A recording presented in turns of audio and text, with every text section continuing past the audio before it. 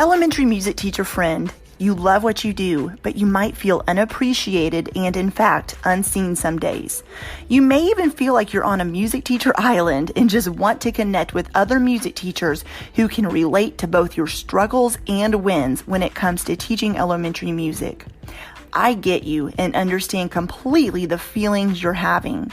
That's why each and every week, the Elementary Music Teacher Podcast will provide you with solo and guest episodes that will help you realize you're not alone in your music teaching journey. Throughout each episode, my goal is for you to be able to walk away with actionable steps and ideas to help you feel like you're ready to take on the new week with whatever challenges may be thrown your way. Hi, I'm your host, Jessica Peresta, and I'm so glad you're here. Whether you're at home, in your car, in the shower, or wherever else you're listening, grab your cup of coffee or whatever other beverage is nearby and listen in to the Elementary Music Teacher Podcast. I'm Angela Kelly Robeck, host of the Empowered Principal Podcast, a part of the Education Podcast Network, just like the show you're listening to now. Shows on the network are individually owned and opinions expressed may not reflect others. Find other education podcasts at edupodcastnetwork.com. If you're wanting to successfully plan relevant lessons for any student or grade level, are ready to confidently design a curriculum that works for you and your students, or are overwhelmed when it comes to planning lessons and designing curriculum, then I would love for you to join me in the Curriculum Design Roadmap course. In this course, you will go from feeling overwhelmed with planning lessons each week to feeling excited to show up to work each day and experience a new joy and passion for teaching elementary music because you've designed a classroom that you love. Think about how it would feel to go from feeling frustrated to successful when you sit down to plan lessons each week. Imagine how you'll grow as a teacher because you're teaching with confidence. And think about what will happen when you realize you are an expert to design your own curriculum. In just 5 weeks, you'll go from not having a curriculum in place to designing one that you love and that you will begin to use year after year. So if you're ready to join me in the Curriculum Design Roadmap course, simply head to jessicaperesta.teachable.com/P/curriculum design roadmap, and I cannot wait to see you inside. Welcome back to the podcast. I am so excited to be joined by Katie Jenks today, and we're going to be talking about designing a curriculum that works for you, and we'll get into kind of what that means and everything. So before we get going, Katie, I would just love for you to just introduce yourself. Tell us about the work you're doing of teaching kids and maybe your classroom and all those good things. Sure. So I am a second year elementary music teacher. I teach TK through 5, which is called transitional kindergarten in California. So I teach at a public school in Oakland, California, and my school is about 500 students. So it's a big school, and my background is in Kodai music education specifically. Awesome. Well, that's great. Yeah, it's funny how down here in Arkansas and Oklahoma, it's called pre-K or PK. And so it wasn't until I started talking to other music teachers from other states, I had to seriously look up one time, what is TK? And then I realized it's the same thing. It's just labeled differently. Isn't that so funny? Like, I don't know. Well, we do have pre-K and then we have TK. TK is very specifically based on like birthdays. So it's like you have like a 6 to 8 month range, I think, that is like, that's your TK range. If you don't fall in that, then you go from pre-K to kindergarten, no problem. But it's like a very specific California thing, I believe. It's kind of funny. Okay, so seriously, I was 2 years old when I knew that too. See, I'm like, that's amazing though, because there's not always, I feel like I've heard about that before, but I feel like Oklahoma used to do that and then they stopped I might be totally wrong, but I feel like there used to be like a transitional year. And now I know some of the preschools around here do that, but I don't think I hear it happening so much in the public school setting anymore. It's just, you pre-K, the next year you're kindergarten, no matter what. Right. And so I it's love that. Relatively new. I mean, new within like maybe the last 20 years, maybe less. But I will say those TK kids who come to kindergarten are very prepared. They are the best kids in kindergarten. They already sort of know how to go to school and all that stuff. That's great. Okay. That's awesome. Well, awesome. I am so excited to talk to you about designing a curriculum because, well, for a couple reasons. First of all, you, like you said, are second year teacher. You're going into your third year, correct? Yeah. Okay. Mm-hmm. And so I have a course called Curriculum Design Roadmap, and I love that you've gotten to be a part of it. And I just want to kind of pick your brain about where were you at when you were designing curriculum? Like, I know what it's like to be a first year teacher and you're just like, all right, I kind of have a guideline, but not really. I don't, and a lot of it you figure out as you get going. But why did you choose to join the curriculum design roadmap course? Yeah. In all my schooling and all of that, there's so many resources, and especially in Kodai music education, there's a very flexible but regimented structure of like how we learn and what we are learning at each stage of the grades and things like that. But when I entered teaching, and it was really just my own classroom and the students that were different than like what you're sort of, or just, they're a more modern group of children than the Kodai music education was planning for. And also I started in a school that had not had a music program in sort of the cultural memory of the school. So there was no structure for any music. There was no materials, anything like that. So getting started, I had all of these foundations, but I found that actually implementing them was not as plug and play as I might have thought. So it did require a lot of work to figure out how to actually make any of that fit, and figuring out that some of it didn't fit and what to do with that and how to sort of make it my own and make sure that the kids were getting developmentally appropriate and fun and interesting music education. And the first year was really just sort of surviving and figuring it out and getting through. The second year was much better, but it's still a challenge to figure out what to teach, how to do it at every level, especially when those kids from last year who are older beginners are still older beginners and they're still sort of learning those foundations pieces. So I felt really overwhelmed and stuck about how to actually figure out what to teach and how to teach it and the resources to use to teach it. And things that I felt were like, sometimes it would be a little boring for the kids, or it would just be too challenging. And I had a lot of resources, but I didn't know how to sort of figure out how to pull them all together to make them make sense and have a coherent lesson plan or a curriculum. So I had followed the podcast and I bought your book when I started teaching. And so I had gotten the emails and I was like, you know what, this is actually exactly what I'm looking for. I'm getting my credential made permanent this year with my mentor. And we had been talking about how to solidify like the lesson planning and the long-term planning and make it all make sense. And I was like, well, this actually popped up at the perfect time. So I decided to sign up. That's awesome. Yeah, my story, you and I have talked before, and I know like I shared with you my story of starting at a school that hadn't had music for a while, and same, just kind of like, how do I know what to teach when and where? And there's so much out there. I don't know how to make music relevant to my students who wanted a more modern approach as well. And it gets overwhelming. Like there's so many great things out there and they're all good, but it is overwhelming when you don't know where to start, or maybe you know where to start, but you don't know what to pull from when, like you said.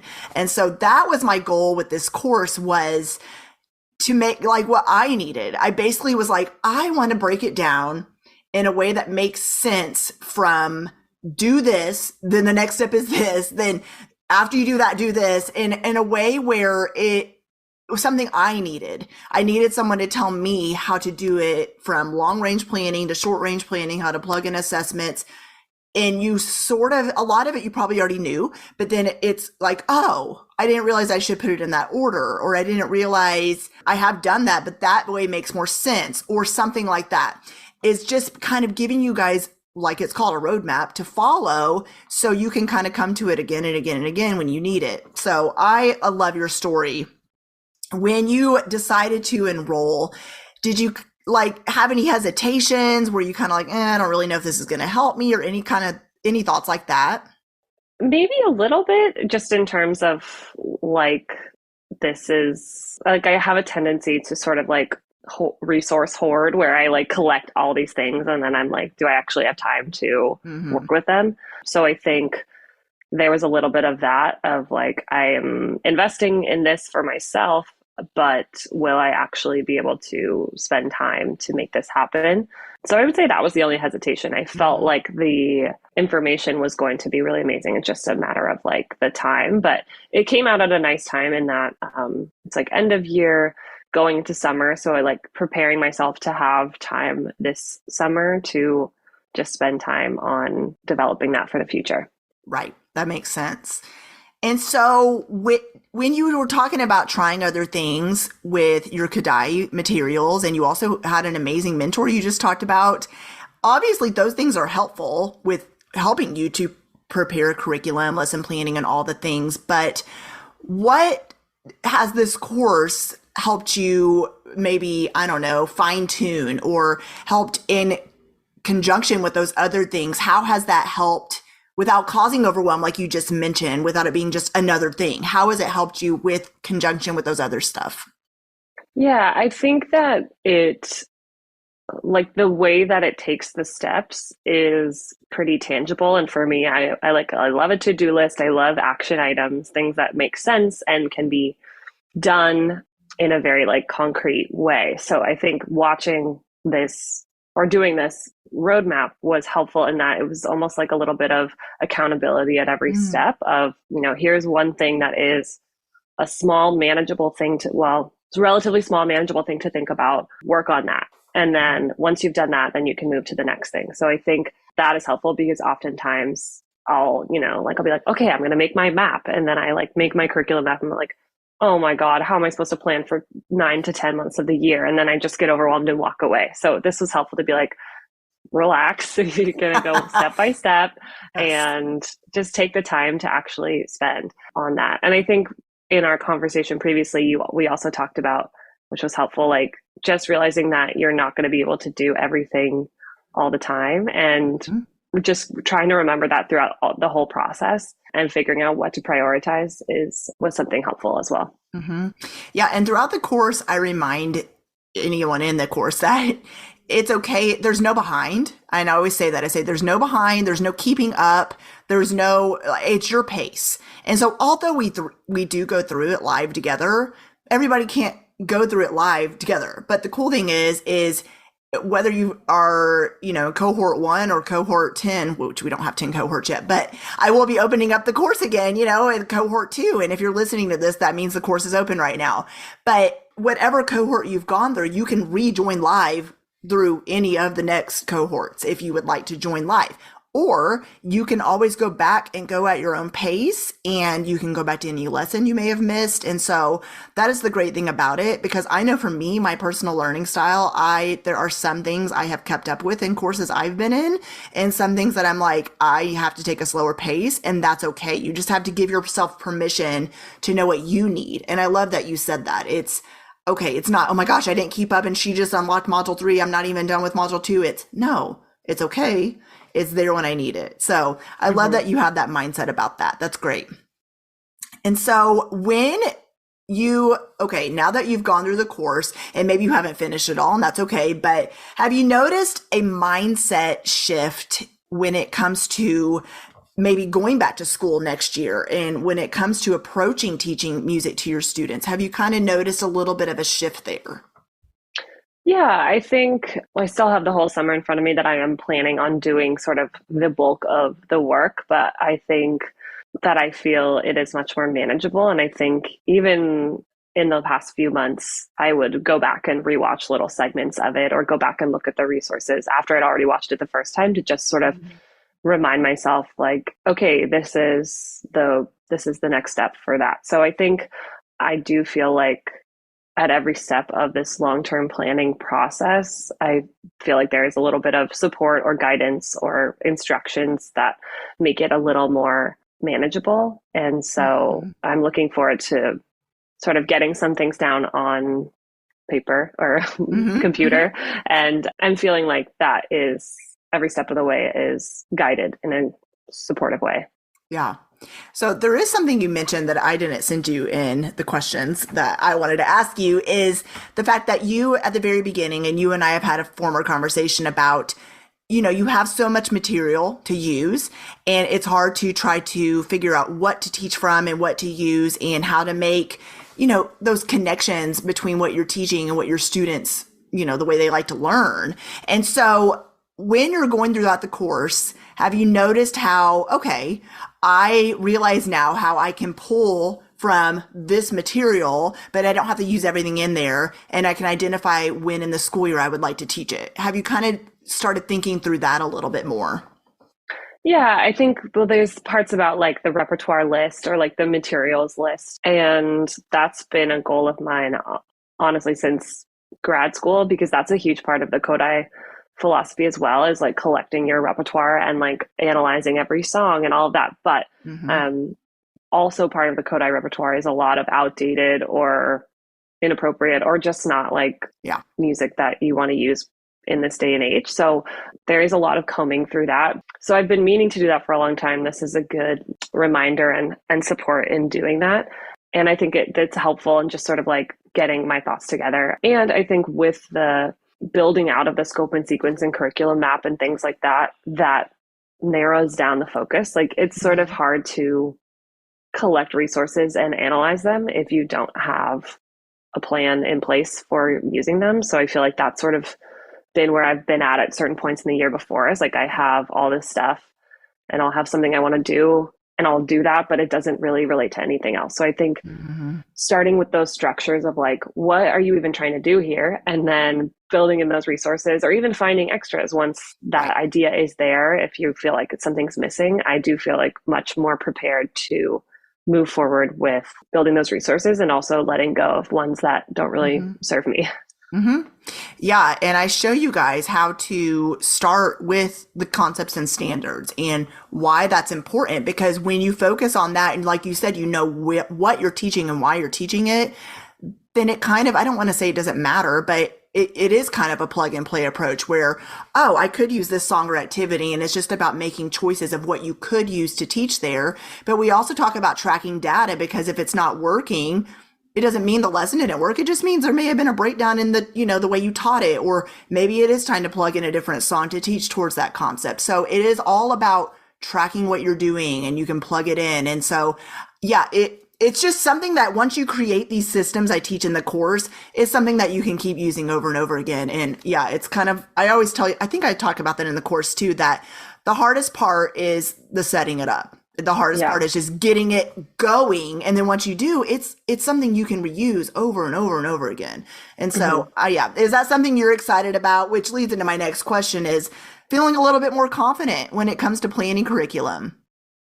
Yeah, I think it's at the beginning of the year, last year, I felt much better than year one, but it is hard if you are planning it sort of week by week. And obviously there's flexibility in your map and your scope and sequence, and like things come up and life happens. But like I started strong and then started sort of more planning week to week, and it just feels not as strong of lessons potentially, and also definitely does not help with stress or confidence and all that. So I think like having these things ready to go, and whether they shift weeks here and there, whether certain classes move forward faster, whatever it is, like feeling like I have a goal in mind, I have a direction, and that I don't have to sit there on a Sunday night and just be really stressed out and have those Sunday scaries is a big sigh of relief, because I think that doing the work of building that foundation is a lot of work,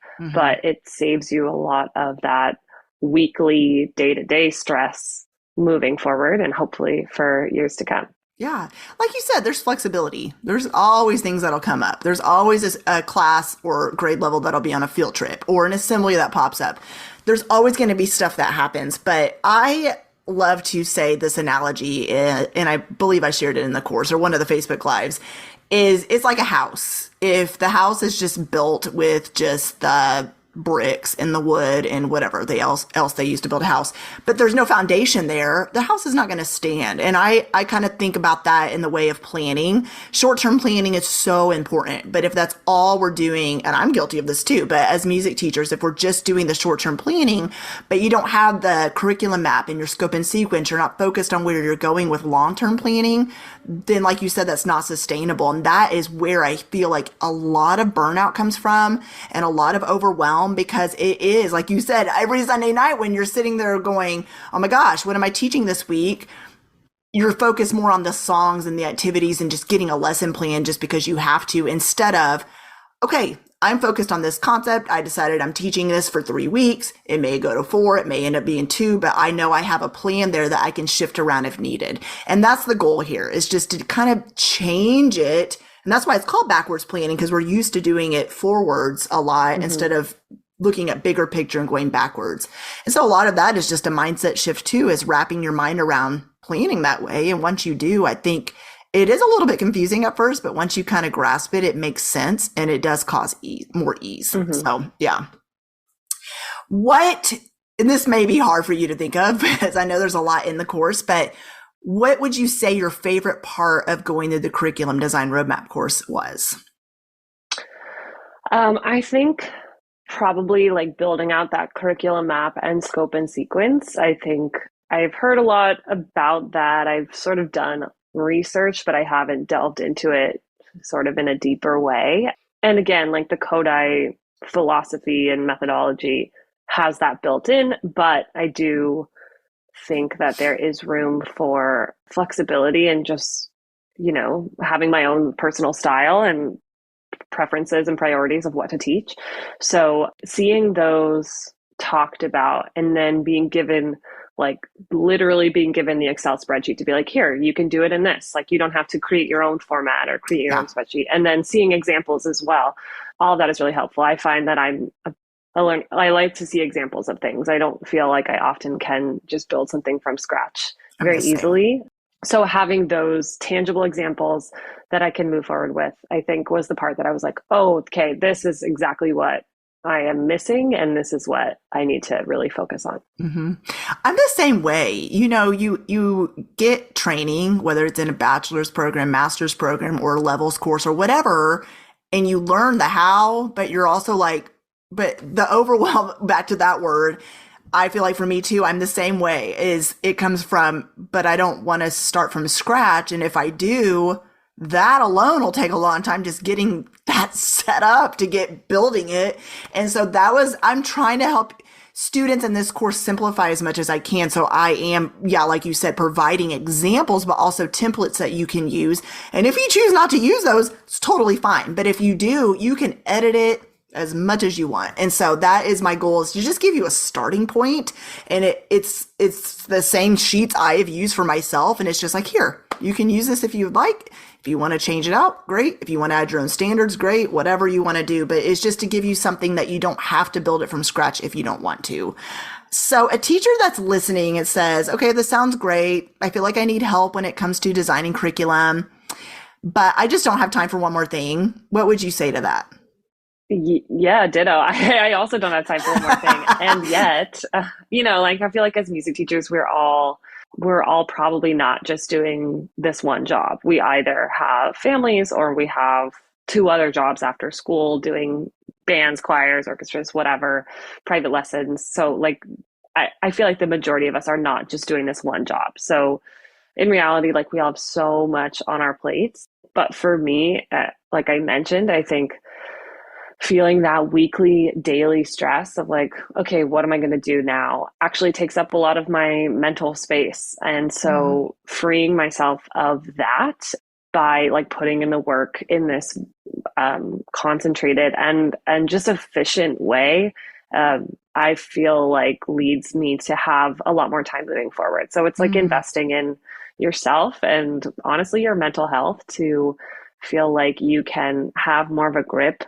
on every week what you're going to handle. And maybe it's not all spelled out to a T, but just feeling like you have direction, I think has really saved me in even just these couple months and looking towards the summer of I know where I'm going and I don't feel like I have to feel that stress. So I think, especially with the asynchronous part too, you can go at your own pace. Like it is really nice to be able to watch one little segment. Maybe you work on it. Maybe you just leave it for a bit. Maybe you watch it again.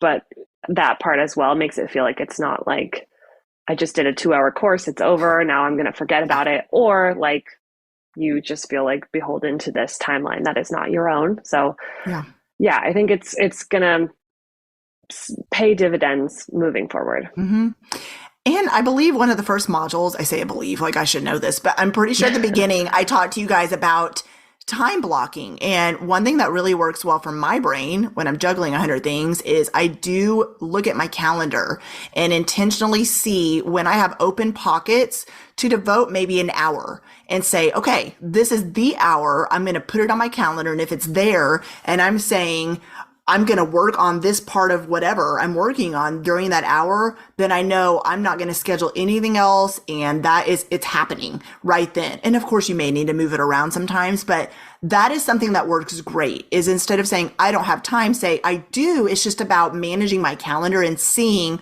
where I have those open pockets to devote maybe just 1 hour a week. And maybe you don't have an hour a week. Maybe it's even 1 hour every 2 weeks. That's up to you how much you want to devote, but that has worked wonders for me. When I just finished my master's, that's exactly how I did it. I had to literally look at my calendar and say, instead of saying, I don't have time to do my homework and telling my professors, I had to say, no, they're telling me I have to turn it in by Sunday. So when in the week am I doing this? And I had to look at my calendar. It would be different every single week. And so that's something that works great is being intentional instead of getting to the end of the week and saying, oh my gosh, I didn't get to that. Say, when can I get to it? And that it really does help my brain a lot to do that. Yeah, I think also with like, we have prep time, or at least I have prep time built into my schedule, but sometimes it's hard to, if I don't have a plan for that prep time, it's very easy, like after having two really hard classes to just like sort of sit there and just decompress, which is also important. But I think like planning that out a little bit more so that you use that time effectively too, which gives you more of your own time, your unpaid time to yourself, is a good strategy as well. That's perfect. That's a good point for sure. So what about another teacher or any teacher listening that is hesitant to join for any other reason? What would you say, like maybe they're hesitant because they're like, I don't know if it'll help me, or it's, I don't know, whatever they're thinking. What would you say to encourage them? Yeah, I think for me, again, like the couple biggest issues that I have faced in the first couple of years of teaching is too many resources and not knowing either what to do with them or how to actually fit them in a cohesive and way that makes sense for a long-term goal.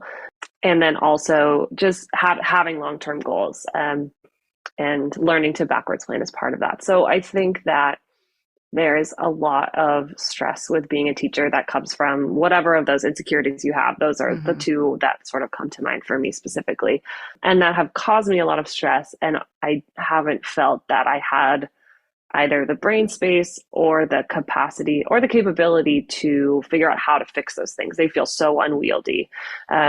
So going through this really made me feel like, okay, I have a plan and I know how to get there. It's not just that I have goals, but I actually know how to make it there with these tangible steps and action items and activities and templates. So I think it's like working smarter, not harder, honestly, and using the time that I have this summer to be able to build out that work so that come fall, I feel prepared and excited rather than stressed and not prepared.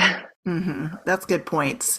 So after enrolling, I love asking this because I love hearing different students' feedback. But was there anything that surprised you in a good way after you enrolled that you're like, oh, I didn't know I got this, or I didn't, whatever it might be. Was there any surprises? Well, I think the resources are really helpful, like the templates and things like that. I think those are really helpful. And I was someone who, like, I think prior to starting teaching, I love things on paper and physical format, but digital also just makes sense in terms of like having it be long-term and be flexible. You can always edit and you could keep it for next year and things like that. So that's been a good like transition tool for me, is all the resources. And I think having a coaching call built in was really nice because I sort of just got to like spew all my insecurities at you and like be like, wait, but I don't know how to do this. Wait, this is a random thought, but how do you figure this out? And so even from that call, you gave me like 4 other different resources that I'm now looking at and things like that. So, or just the chatting with another music educator. I think the isolation is real with all teachers because you're just in a room by yourself. And especially with music teachers, when you're the only one at your school, probably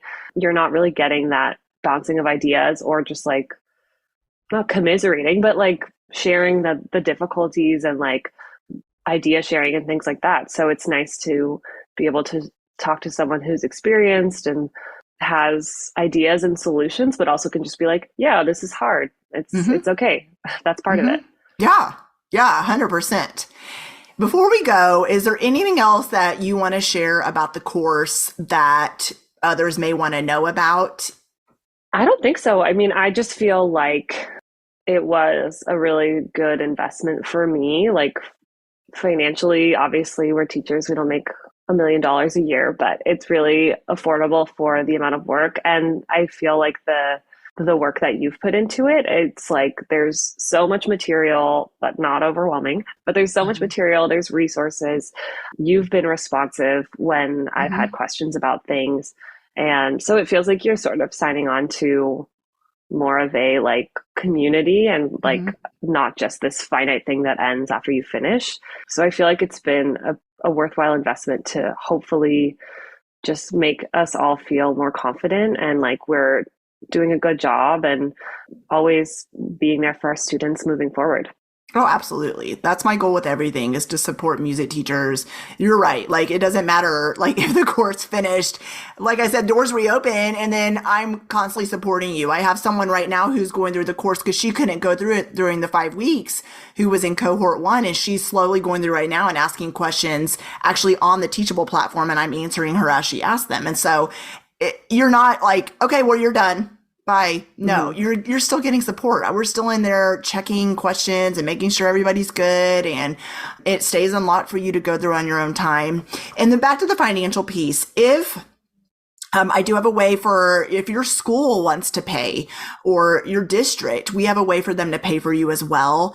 And just talk to me if that's an issue for you to join, and we'll go from there. But thank you so much, Katie, for coming on the podcast. I've really loved talking to you because I love hearing real student stories about what you've gotten from the course. So I appreciate you coming on today. Yeah, thanks for having me. Well, hey there. Thank you so much for listening into the Elementary Music Teacher Podcast. There is an exclusive Facebook group just for listeners of this podcast and any elementary music teacher called the Elementary Music Teacher Community Facebook Group. Come on over and join us there, where we have conversations around the podcast episodes and encourage each other each and every week. And also head to my website, thedomesticmusician.com. I have some free resources there that you can download to help you gain traction in your classroom today, as well as the blog and the membership site and all kinds of other goodies to help you keep going in your music teaching journey. I cannot wait to keep connecting with you and encouraging you and spurring you on in your journey of teaching elementary music.